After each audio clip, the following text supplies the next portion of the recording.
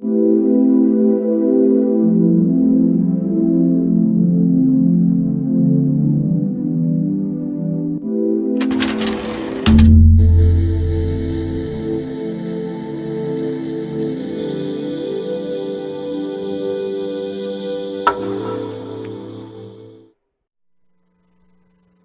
días a todos, qué gusto que están aquí.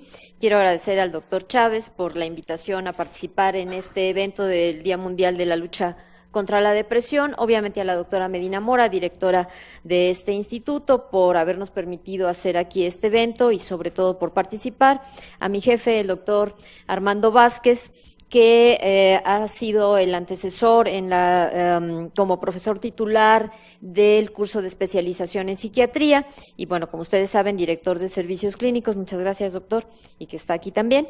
Y para mí es un honor y un orgullo compartir con el resto de los ponentes este evento. Entonces, bueno, yo les voy a hablar sobre la depresión en la mujer.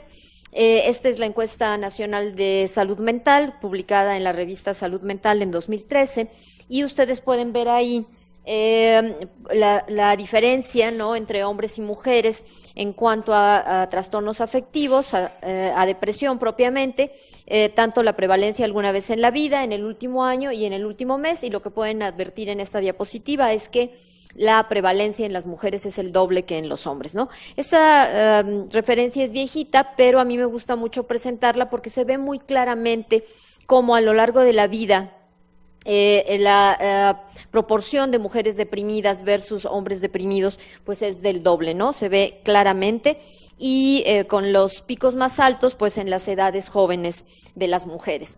Esta es una diapositiva, no sé si se llevó el doctor el señalador, en la que se comparan países con ingresos bajos y países con ingresos altos y cómo esto significa días de vida saludables perdidos, y como ustedes pueden ver, pues quien encabeza la lista, el trastorno que encabeza la lista es justamente el trastorno depresivo, y aquí llama la atención, ¿verdad?, que es mayor esta carga de enfermedad en los países con altos ingresos versus los países con menores ingresos, aunque bueno, realmente la diferencia no es muy grande, ¿no? Entonces la depresión, y junto ahí hay otros trastornos mentales, ¿no?, como el trastorno bipolar, la esquizofrenia, el trastorno de pánico, el abuso de alcohol. Esta diapositiva a mí me encanta. Siempre tengo tengo presentación, tengo mucho gusto de presentar esta diapositiva porque es una diapositiva del doctor Nemerov de Focus, y aquí ustedes pueden ver claramente en una gráfica lo que hemos visto en las diapositivas anteriores en números, ¿no?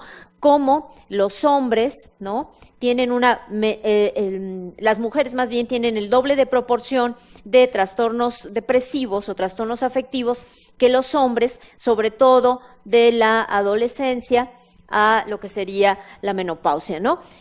Aquí es más o menos igual la posibilidad de tener depresión o trastornos bipolares en niños y en niñas, y luego acá, pues bueno, hay justicia divina y acá los hombres se enferman un poquito más que las mujeres, pero en esta parte el doble de las mujeres deprimidas o con algún trastorno afectivo versus los hombres. La presentación va a referirse básicamente a lo que sería la depresión en el embarazo y en el posparto. No voy a hablar de trastorno disfórico premenstrual ni tampoco de depresión en la menopausia. Esta es una diapositiva del doctor Stahl, que tiene una gran habilidad para poner en imágenes llamativas los conocimientos que tenemos que tener, ¿no?, respecto a los trastornos. Y bueno, ustedes ven aquí lo que son los criterios de depresión mayor. Básicamente, esa es una pregunta de examen para los residentes. El afecto depresivo y la falta de interés, la apatía, son los criterios pivote para hacer el diagnóstico. Muchos de los estudios que se hacen de tamizaje en población general para detectar depresión, si puntúan en uno de estos dos o en los dos, es muy probable que el paciente tenga depresión, independientemente de la presencia o no del resto de los síntomas, ¿no? Y esto también sucede en las mujeres con depresión en el embarazo, y se consideran los más importantes porque muchos de los demás pueden estar presentes durante el embarazo sin que necesariamente signifique que la mujer está embarazada, está deprimida, está embarazada, ¿no? Bueno, El DSM-5 habla de, clasifica, digamos, a los trastornos depresivos en los que están aquí, ¿no? Y están en color rosa en aquellos en los que hay una mayor prevalencia, todavía más, de mujeres que de hombres, ¿no? Si ya dijimos que es el doble en mujeres que en hombres, estos en particular son todavía más frecuentes en las mujeres, ¿no? La depresión atípica, la que tiene patrón estacional, que se da también más en mujeres jóvenes, y el de inicio en el periparto, ¿no? 3 a 6% de las mujeres inician una depresión en el embarazo o en el primer mes del posparto, y de estas que empiezan en el posparto, el 50% empezó en el embarazo. Por eso es que se cambió el término, por eso se llama depresión periparto, porque tradicionalmente se consideraba que existía la depresión posparto y que el embarazo era una etapa preciosa, divina, y las mujeres no se deprimían. Y resulta que la mitad de las que están deprimidas en el posparto vienen deprimidas desde el embarazo. Bueno, la depresión con características atípicas, que es más frecuente en las mujeres, se caracteriza porque hay reactividad emocional a ciertos estímulos, ¿verdad? Obvio. Las mujeres tienden a comer más y a aumentar de peso, a dormir más, como la Bella Durmiente, a tener dolor o pesadez en las extremidades, ¿no? Y también son más sensibles al rechazo psicosocial. Y en cuanto a la depresión estacional, bueno, la característica fundamental es que las pacientes tienen los episodios durante el otoño-invierno, y este cuadro mejora en la primavera y en el verano. Y bueno, ahora voy a entrar de lleno a lo que sería la depresión de inicio en el posparto. Bueno, lo que es muy importante aquí señalar es que, como vieron en el esquema de Nemerov, hay un periodo del ciclo vital en las mujeres, ¿no?, en que tienen edad reproductiva, y que en esa edad es cuando tienen mucho mayor riesgo de deprimirse. Entonces, si están en edad reproductiva, obviamente en algún momento pues van a estar embarazadas o van a cursar con el posparto, ¿no? Y es un mito, definitivamente, que el embarazo es igual a estabilidad emocional. No es igual a estabilidad emocional. Y hay mujeres que se deprimen durante el embarazo, generalmente lo esconden porque socialmente es estigmatizado el hecho de que una mujer en esta etapa tan feliz de su vida, que es estar embarazada y luego ya con un bebé, pues se deprima. ¿Cómo vas a estar deprimida si tienes un bebé? ¿Cómo vas a estar deprimida si tu niño es precioso y está sano? No, estás mal, ¿no? Entonces, pues las mujeres no lo van a expresar. Y también, bueno, hay otro punto muy importante para nosotros los psiquiatras, y es que, bueno, el 50% de los embarazos son no planeados. Entonces, pues si tenemos pacientes deprimidas en tratamiento con antidepresivo y no van a planear el embarazo, si lo normal, el 50% es que no lo planeen, pues entonces va a ser más difícil poder ver qué vamos a hacer con esas mujeres que ya están deprimidas o que están tomando tratamiento, ¿no? Y bueno, 10% de las mujeres en el embarazo se van a deprimir. Estas serían las mujeres que van a requerir tratamiento, ¿no? O intervención psiquiátrica estando embarazadas. Aquellas que tienen antecedente de un trastorno psiquiátrico y que planean embarazarse. Hay algunas que sí van a llegar decentemente a decirles a ustedes como psiquiatras que tienen el deseo de embarazarse y que cómo le podemos hacer para que estén bien, o para disminuir el medicamento, o para suspender, qué alternativas hay, ¿no? Este es el ideal, digamos. Las pacientes con antecedente de trastorno psiquiátrico que están embarazadas, las que toman psicofármacos y descubren que están embarazadas, y las que desarrollan un trastorno psiquiátrico durante el embarazo. Esa es la gama de posibilidades que vamos a tener. Bueno, ya lo mencionamos, 3 a 6% de los episodios depresivos mayores van a iniciar en el embarazo o en el posparto, 50% de los que inician en el posparto, bueno, 50% de los episodios posparto detectados de depresión iniciaron desde antes, iniciaron en el embarazo, por eso se llama periparto. Los síntomas de ansiedad o afectivos en el embarazo y la tristeza posparto, que se conoce como baby blues o postpartum blues, aumentan el riesgo de trastorno depresivo mayor en el posparto. Cuando tenemos a una paciente con estas características, sabemos que muy probablemente van a desarrollar depresión en el posparto.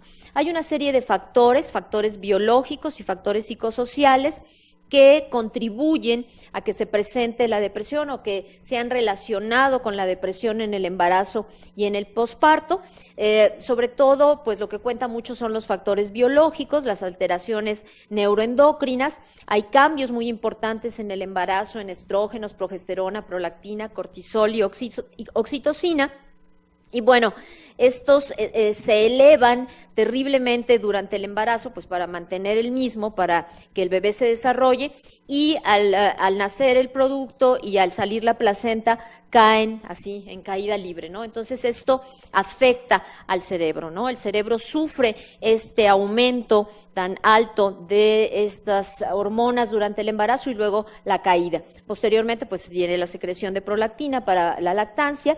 Y también lo que se ha visto es que las mujeres embarazadas tienen elevación del cortisol y esa elevación se mantiene después en el posparto, y estas son las mujeres que posteriormente pueden desarrollar depresión. En cuanto a los factores psicosociales, porque bueno, no todo es biológico, son mujeres que no cuentan con apoyo psicosocial adecuado, que no tienen una buena relación de pareja, que quizá están cursando un embarazo no deseado, que quizás son mujeres solas, madres solteras, que tienen problemas económicos o laborales. Entonces, todo esto se suma a estos cambios hormonales y es una carga más que pues favorece que las pacientes, que las mujeres desarrollen depresión en el embarazo y en el posparto. Al hablar de depresión periparto, tendríamos que considerar 3 cuadros clínicos principales. Uno es la tristeza posparto o postpartum blues, que se presenta en el 85% de las mujeres. Es muy frecuente. Hay autores que dicen que se presenta en todas las mujeres y es como una reacción de adaptación, una reacción adaptativa a un cambio vital enorme que significa tener un hijo, ¿no? Y que significa, bueno, pues todo el desgaste del embarazo, el del trabajo de parto, de la cesárea, y luego el de, pues, depender de los horarios del producto, no dormir en la noche, cuidarlo, ¿no? Es un cambio, pues, enorme para las mujeres, y entonces esto puede ser una reacción adaptativa y por eso se presenta pues en un gran porcentaje. Inicia en la primera semana posparto, entre el 4º y el 5º día, dura generalmente 2 semanas, se caracteriza por cambios en el estado de ánimo, por inestabilidad en el ánimo, llanto, irritabilidad, ansiedad, insomnio, que además pues el bebé no deja dormir mucho, y es un cuadro leve que no interfiere con el rol de madre ni en las actividades de la mujer, no requiere un tratamiento específico, no requiere un tratamiento farmacológico, y lo que hay que brindar es psicoeducación, explicar qué está pasando, apoyo y un ambiente razonablemente tranquilo, ¿no? Dentro de lo que la maternidad permite. Y luego, la segunda presentación sería la depresión posparto, que como ya lo mencioné, se presenta en un 10% de las mujeres, se presenta en el primer mes posparto, es un criterio que se desarrolla en las 4 primeras semanas después del parto. Las características clínicas, ya lo mencioné, son el ánimo bajo, obvio el desinterés. Las pacientes además pueden tener ansiedad, y lo que distingue, digamos, el cuadro de la depresión posparto comparado con otros episodios de depresión en hombres o con cuadros de depresión en mujeres que no están en esta etapa del embarazo ni el posparto, bueno, del posparto, es que sienten una gran culpa de que puedan fallar como mamás, de que puedan hacer algo que perjudique al bebé, que se resfríe, que le dé diarrea, que vomite, que regurgite, ¿no? Entonces se sienten culpables de todo. Están muy preocupadas por la seguridad, por la salud, por el bienestar del recién nacido. Estas ideas, esta preocupación se convierte prácticamente en ideas obsesivas y con un gran temor de dañar al bebé. Y por supuesto, pues va a interferir en la capacidad para realizar el rol materno. Puede haber, por la gravedad de la depresión, riesgo de descuido, de maltrato o de daño al bebé. Si la depresión es muy severa, pues como en cualquier depresión hay un riesgo suicida. Y aquí estas pacientes requieren de gran apoyo familiar, reducir lo más posible los estresores psicosociales. En su caso, si la depresión es leve, pues psicoterapia individual, psicoterapia de grupo. Si la depresión es más severa, pues entonces hay que dar tratamiento farmacológico con antidepresivos. Y si se trata de una depresión muy severa o con síntomas psicóticos, con ideas de morir o con ideas de hacerle daño al bebé, por supuesto que hay que hospitalizar a la paciente. Es el primer criterio, la hospitalización. Y bueno, se considerará si se requiere o no se requiere de la terapia electroconvulsiva. Dejé en inglés esta viñeta, es de una autora, Margaret Spinelli, publicada en 2004. Ella tiene 2 artículos publicados en el American Journal de Psiquiatría acerca de mujeres que han cometido infanticidio por estar deprimidas. En uno de ellos hace todo un análisis de cómo la justicia debería de ver estos casos. En Estados Unidos no hay mayor atenuante, sin embargo en Inglaterra sí se considera un atenuante si la mujer estaba deprimida. Y bueno, vean lo dramático, todo lo que revisen de depresión posparto cuando sean series de casos o como son verdaderamente dolorosos y dramáticos, ¿no? Cómo se fue estableciendo la depresión en estas mujeres y cómo, hasta qué punto puede llegar, ¿no? Esta mujer empezó a estar deprimida, una profesionista, 3 semanas después del parto, con una culpa que iba creciendo, sintiéndose una mala madre, con mucha ansiedad, con pensamientos obsesivos, egodistónicos, de que iba a dañar al bebé. Bueno, esto siguió avanzando, ¿no? Hasta que ella pensó que era mejor suicidarse. Y como ella pensaba que si ella moría su bebé no iba a sobrevivir bien, ¿no? Pues entonces ella se arrojó con su bebé en brazos a un tren. Y pues obviamente se murieron ella y su bebé, ¿no? Entonces, bueno, la gravedad pues de la depresión posparto puede ser terrible, aunque la paciente no esté psicótica. Y luego, en tercer lugar, estaría la psicosis posparto, que se presenta en 0.1 a 0.2% de las mujeres que se embarazan y llegan al posparto. La proporción puede ser de 1 en 500, de 1 en 1000 o 2 en 1000.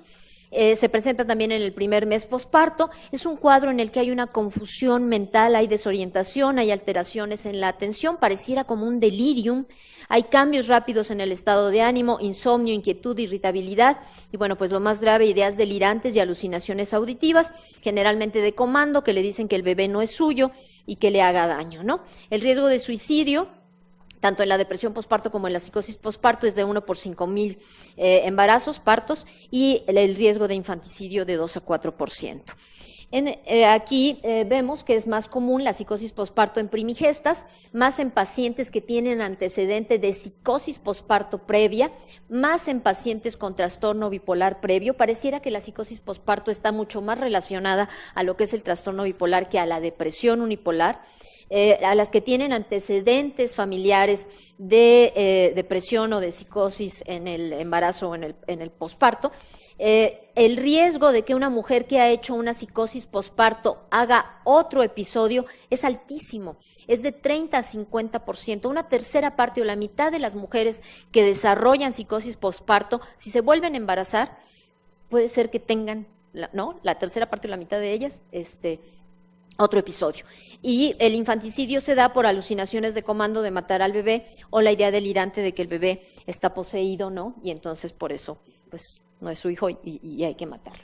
En el caso de la psicosis posparto, lo que se recomienda, pues, es la hospitalización.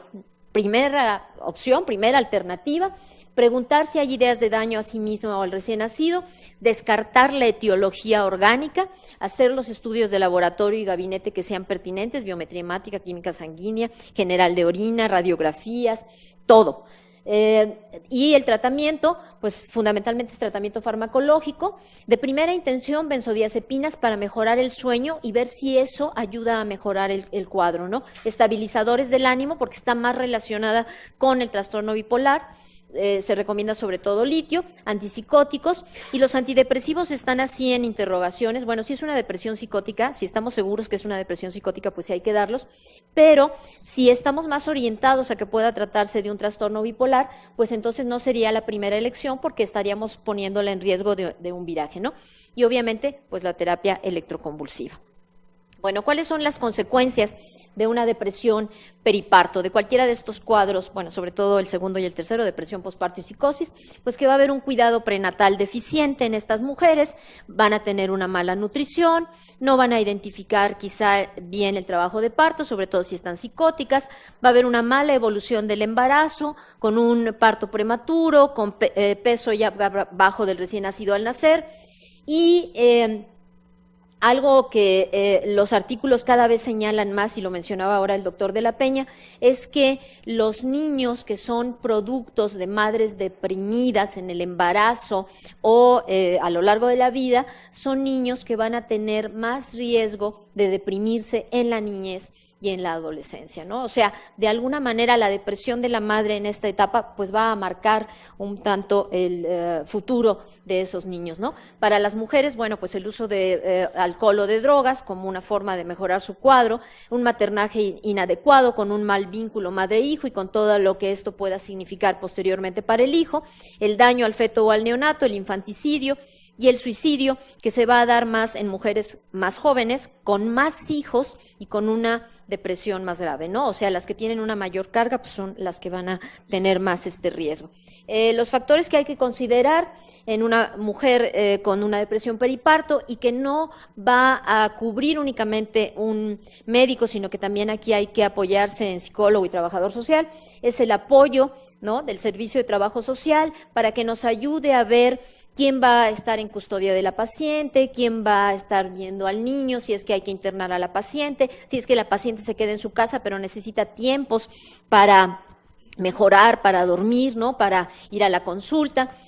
Cómo está desarrollando esta mujer sus habilidades de maternaje y cómo se le puede ayudar y qué tipo de apoyo económico tiene. O sea, vean cómo impacta en todos estos aspectos, no solo son los medicamentos. En cuanto ya a los cambios fisiológicos, bueno, en una mujer embarazada va a haber todos estos cambios y si decidimos dar algún medicamento, pues tenemos que tomar en cuenta esto.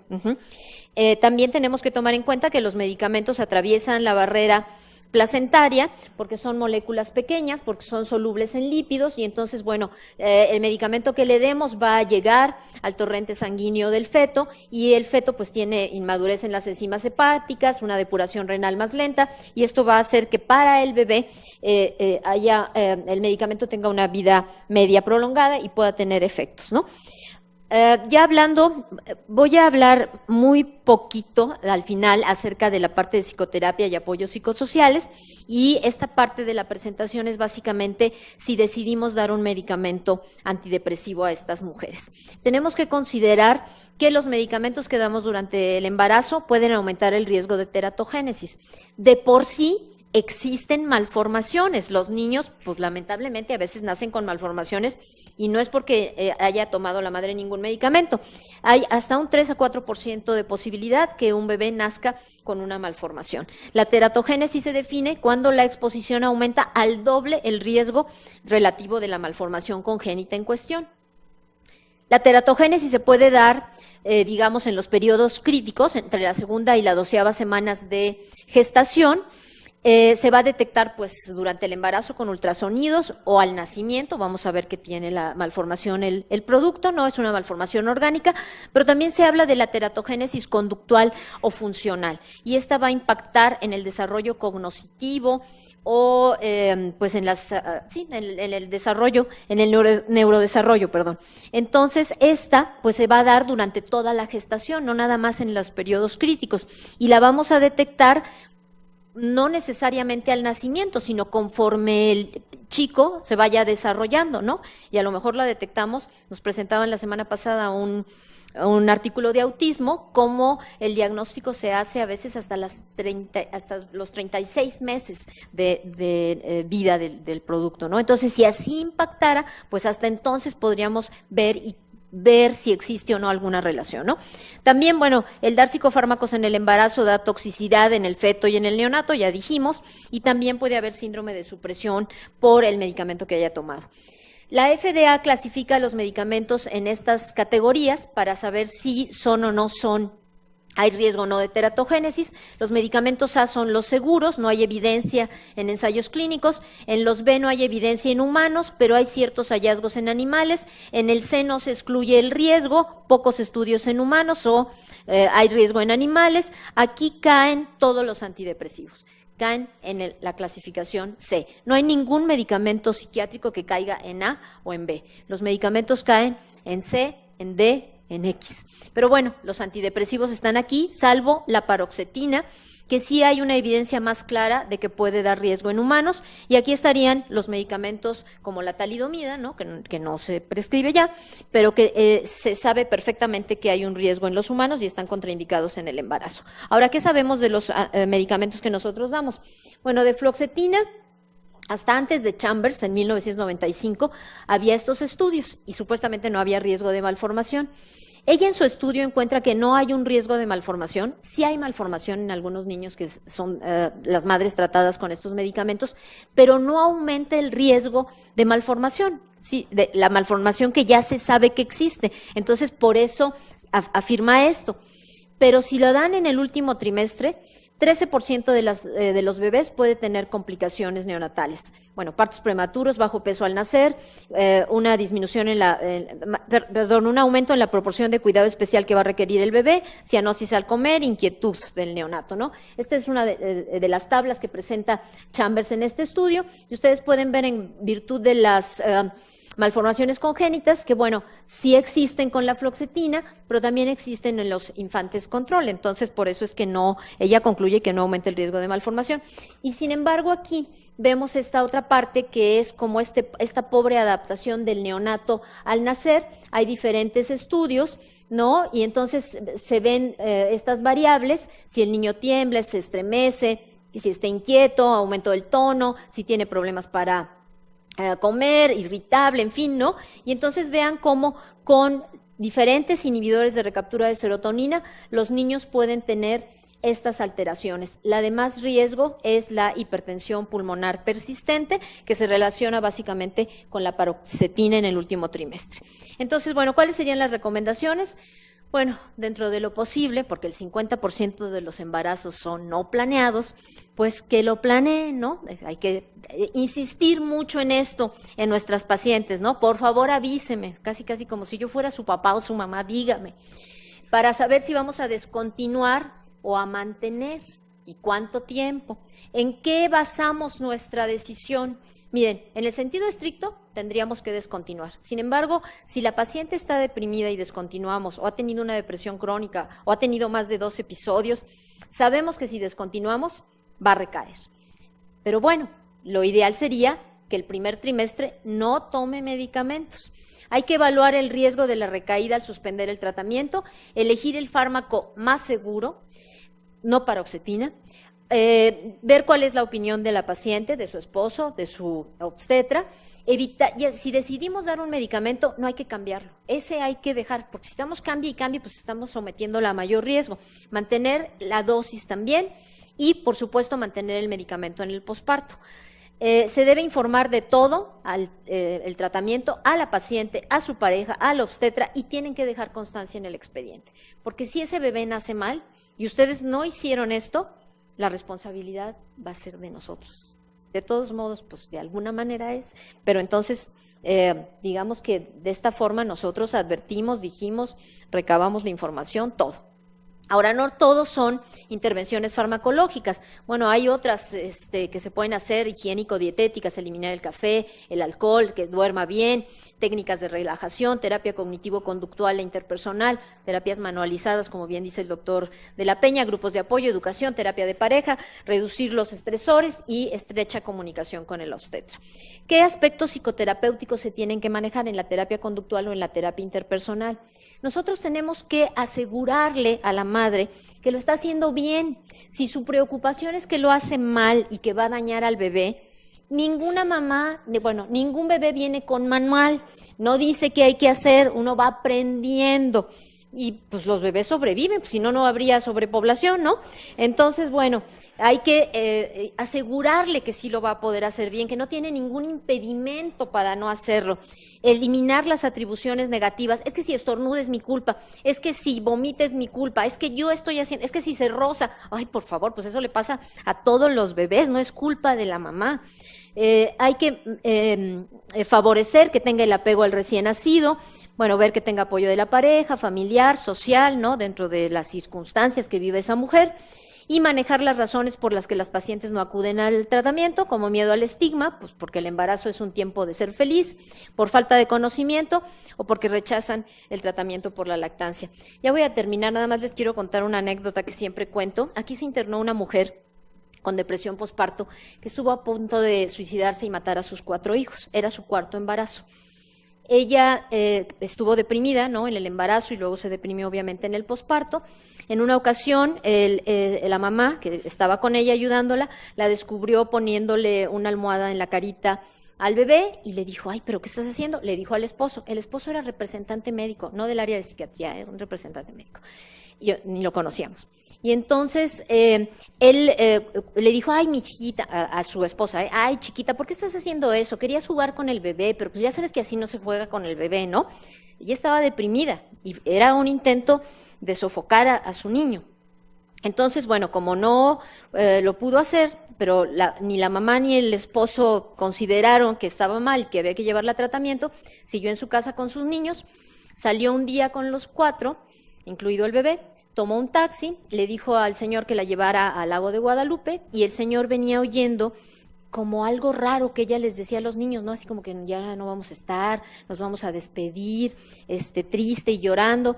Entonces él se regresó a la casa de la paciente, se bajó, tocó, le abrió la mamá y le dijo, oiga señora, yo creo que su hija está deprimida, la tiene que llevar con un psiquiatra.